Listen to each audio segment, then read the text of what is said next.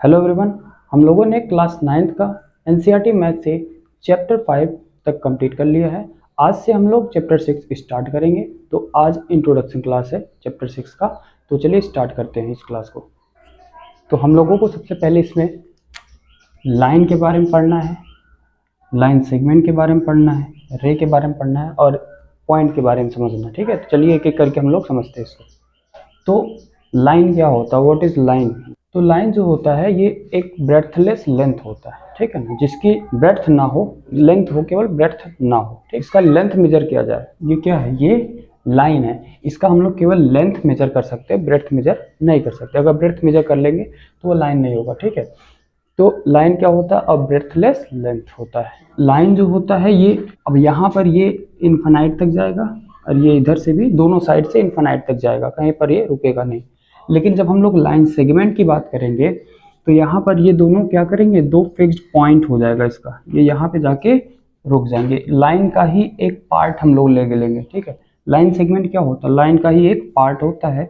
ये हम लोग बोल देते हैं ए, ये बी है। ठीक है, तो हम लोगों ने लाइन का ही एक छोटा सा पार्ट ले लिया और इसको फिक्स कर दिए यहाँ से यहाँ तक। ठीक है, इसकी कुछ लेंथ होगा। ठीक है, इसकी लेंथ को मेजर कर सकते हैं, तो ये है लाइन सेगमेंट।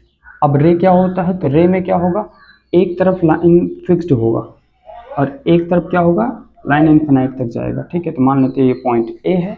अब ये क्या जाएगा, ये इधर इन्फिनाइट तक जाएगा, एक साइड इन्फिनाइट तक जाएगा, एक एंड पॉइंट होगा इसका। अब ये लेफ्ट साइड भी हो सकता है, ऐसे भी हो सकता है, ये जो रे होगा ये इन्फिनाइट तक ऐसे जाएगा। ठीक है, ये हो गया लाइन, लाइन सेगमेंट और रे क्या होता है। अब हम लोग समझते हैं पॉइंट क्या होता है, कोलिनियर पॉइंट क्या होता है और नॉन कोलिनियर पॉइंट क्या होते हैं। पहले हम लोग समझेंगे पॉइंट क्या होता है। तो व्हाट इज पॉइंट?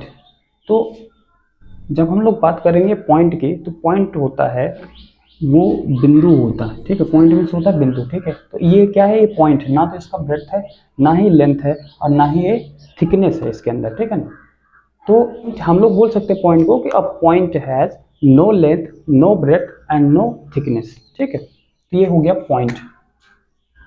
अब हम लोग बात कर लेते हैं कि कोलिनियर पॉइंट क्या होते हैं।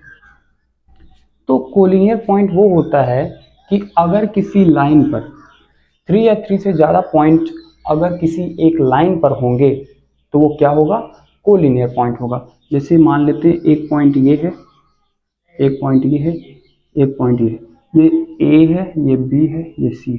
ये तीनों पॉइंट क्या है, ये पॉइंट कोलिनियर है। ठीक, तो अगर कोई 3 या 3 से ज़्यादा पॉइंट एक ही लाइन पर होगा तो वो क्या होगा, कोलिनियर पॉइंट होंगे। हम लोग इसमें और भी पॉइंट लिख सकते हैं। ठीक है, नॉन कोलिनियर पॉइंट क्या होता है, तो नॉन कोलिनियर पॉइंट 3 या 3 से ज़्यादा पॉइंट जब एक ही लाइन पर नहीं होंगे, ठीक है ना, तो वो क्या होगा, नॉन कोलिनियर पॉइंट होगा। ठीक है, जैसे कि ये ए हो गया, ये बी हो गया, अब तीसरा पॉइंट कहीं और हो।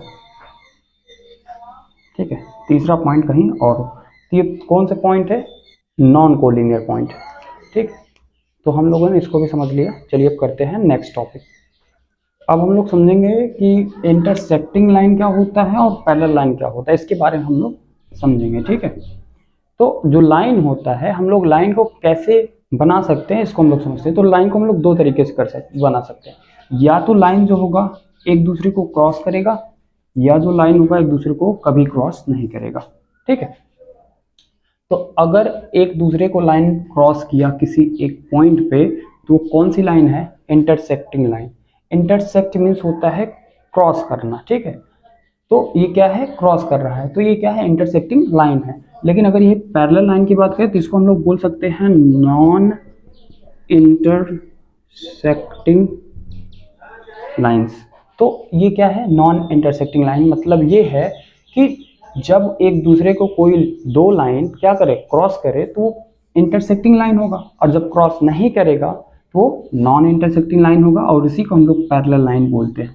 ठीक है, या इसी का एक और डिफिनेशन होता है कि ये जो डिस्टेंस होता है इन दोनों के बीच का, वो हमेशा सेम होता है। कहीं पर भी चेक करेंगे तो डिस्टेंस हमेशा सेम होगा, और इसको हम लोग अगर आगे बढ़ाएंगे, ठीक है, इन्फिनाइट तक, तो ये एक दूसरे को कभी भी क्रॉस नहीं करेगा। यही होता है पैरेलल लाइन। ठीक है, इसके बाद हम लोग चलिए पढ़ते हैं नेक्स्ट टॉपिक। अब हम लोग समझेंगे एंगल के बारे में। तो एंगल क्या होता है, तो एंगल जो होता है हम लोग जानते हैं कि, तो तो एंगल कब बनता है? जब एंगल तब बनता है जब कोई दो लाइन क्या करे, मीट करे एक कॉमन पॉइंट पे, ठीक है। तो हम लोग देख रहे हैं ये कॉमन पॉइंट है, ठीक है ना, ये दो लाइन हो गया, ठीक है, दो लाइन है, ये दोनों एक दूसरे को क्या कर रहे हैं, यहाँ कॉमन पॉइंट पे मीट कर रहे हैं, मिल रहे हैं, ठीक है। तो इसके बीच में जो भी ये होगा इसको हम लोग एंगल बोलते हैं, ठीक है। इस एंगल को हम लोग बोल देते हैं एक्स, ठीक है। तो अब यहाँ पर ये जो बना ये क्या है, तो इन दोनों को जो मीट करेगा कॉमन पॉइंट होगा उसी को हम लोग बोलते हैं वर्टेक्स, इसका नाम है वर्टेक्स। अब हम लोग समझते हैं टाइप ऑफ एंगल्स क्या होते हैं। 5 एंगल पढ़ने हैं। पहला है एक्यूट एंगल, दूसरा है राइट एंगल, तीसरा है ऑब्ट्यूस एंगल एंड फोर्थ है, चौथा है स्ट्रेट एंगल और पांचवा है रिफ्लेक्स एंगल। तो एक्यूट एंगल क्या होता है, जब x की जो वैल्यू है, यहाँ पर जो x है इसकी जो वैल्यू 0 डिग्री से बड़ा हो और 90 डिग्री से छोटा होगा तो वो होगा एक्यूट एंगल, ठीक है। तो ये कैसा हो सकता है, तो 90, अभी हम लोग समझेंगे इसको, ठीक है। राइट एंगल क्या होता है, जब x की वैल्यू 90 डिग्री ही हो जाए। ऑब्ट्यूस एंगल क्या होता है, जब x जब 90 डिग्री से बड़ा हो जाए और 180 डिग्री से छोटा हो जाए तो ये ऑब्ट्यूस एंगल हो जाएगा। स्ट्रेट एंगल कब होगा, जब x की वैल्यू 180 डिग्री हो जाए। और रिफ्लेक्स एंगल कब होगा, जब x की वैल्यू 180 डिग्री से बड़ा हो जाए, 360 डिग्री से छोटा हो जाए, तो ये हम लोग का रिफ्लेक्स एंगल हो जाएगा। अब इसका हम लोग एक एक करके फिगर देख लेते हैं कि इसका कैसा होता है। तो 90 डिग्री हम लोग पहले देख लेते हैं, 90 डिग्री बनता कैसे। तो ये है 90 डिग्री, ठीक है ना, ये हम लोग का 90 डिग्री है। अब अगर 90 डिग्री से हम लोग ऐसे 90 डिग्री हो गया, अगर हम लोग लेफ्ट साइड जाएंगे तो 90 से कम होगा, राइट साइड जाएंगे तो 90 से ज़्यादा होगा। तो अगर हम लोग इसके अंदर कहीं भी कोई भी एंगल बनाएंगे, सभी एंगल क्या होगा, एक्यूट एंगल होगा।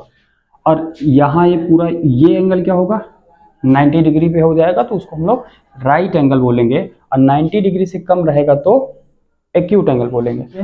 अब 90 डिग्री में हम लोग इधर अगर बढ़ाएंगे तो ये जो एंगल होगा यहाँ से यहाँ तक, ये कौन सा एंगल होगा, ये हम लोग का ऑब्ट्यूस एंगल होगा, क्योंकि 90 तो इतना है, अब 90 से ज़्यादा हो गया तो 90 से प्लस होगा, तो 90 से ज़्यादा होगा। और ये 180 है, ठीक है, 180 यहीं तक है, ठीक है। तो 180 कितना होता है, 180 हम लोग एक लाइन खींचेंगे, अब यहाँ से ये जो इतना होगा, ठीक है ना, तो ये पूरा कितना हो जाएगा, 180 हो जाएगा। क्यों होगा, क्योंकि अगर ये 90 है तो इधर का 90 इधर का 90 90 90 180 होता है, तो ये 180 डिग्री हो जाएगा, ठीक है। तो स्ट्रेट एंगल को हम लोग 180 डिग्री बोलते हैं। अब ये हो गया हम लोग का स्ट्रेट एंगल भी हो गया। इसके बाद हम लोग को रिफ्लेक्स एंगल समझना है, चलिए उसको समझते हैं। तो रिफ्लेक्स एंगल जो होगा, तो यहाँ पर हम लोग ये देखेंगे, ये वाला जो एंगल होगा ये हम लोग का रिफ्लेक्स एंगल होगा, क्योंकि ये 180 से बड़ा है, 360 से छोटा है, ठीक है, इसलिए क्या है, रिफ्लेक्स एंगल है, ठीक।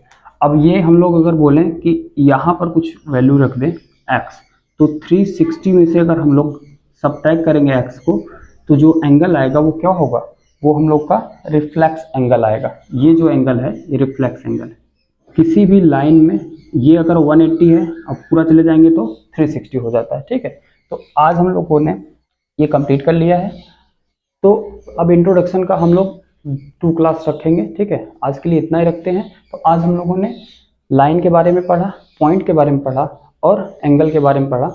इसके बाद अब हम लोग अगले टॉपिक को हम लोग नेक्स्ट वीडियो में देखेंगे। तो आज के लिए इतना ही रखते हैं, मिलते हैं नेक्स्ट वीडियो में।